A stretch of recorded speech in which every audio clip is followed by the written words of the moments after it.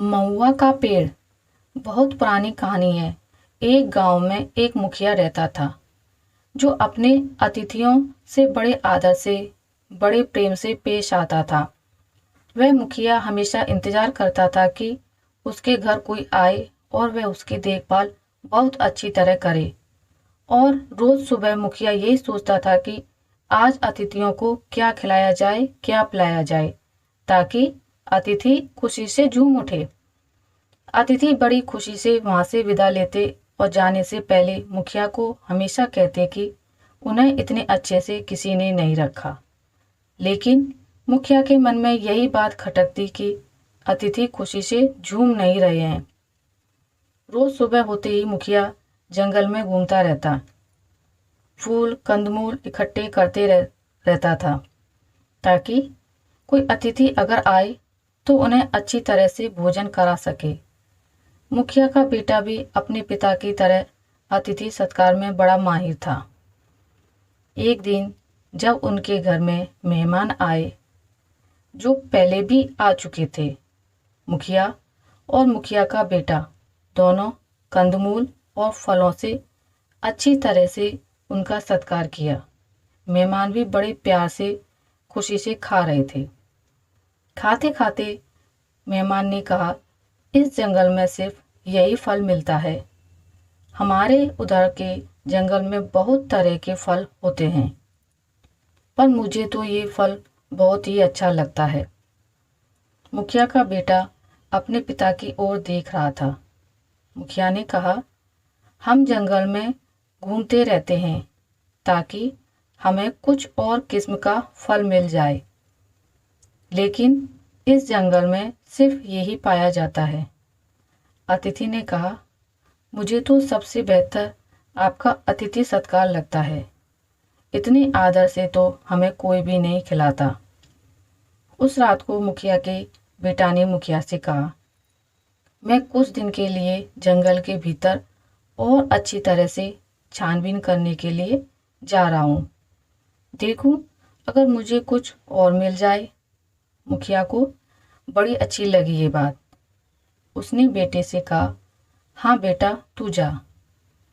कई दिन तक मुखिया का बेटा जंगल में घूमता रहा, पर उसे कोई नई चीज दिखाई नहीं दी। घूमते घूमते वह बहुत ही थक गया था। एक पेड़ के नीचे बैठ वह आराम करने लगा। अचानक उसके सर पर एक चिड़िया आकर बैठी और फिर फुदकती हुई चली गई। अरे, ये चिड़िया तो बड़ी मस्ती से झूम रही है। उसने चारों ओर देखा। यहाँ की सारी चिड़िया तो बड़ी खुश नजर आ रही हैं। क्या बात है?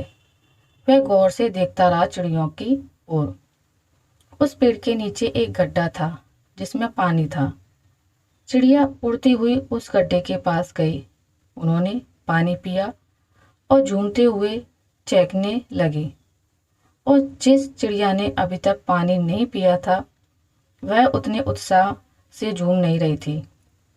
इसका मतलब है कि उस पानी में कुछ है। मुखिया का बेटा गड्ढे के पास बैठ गया और उसने गड्ढे का पानी पी लिया।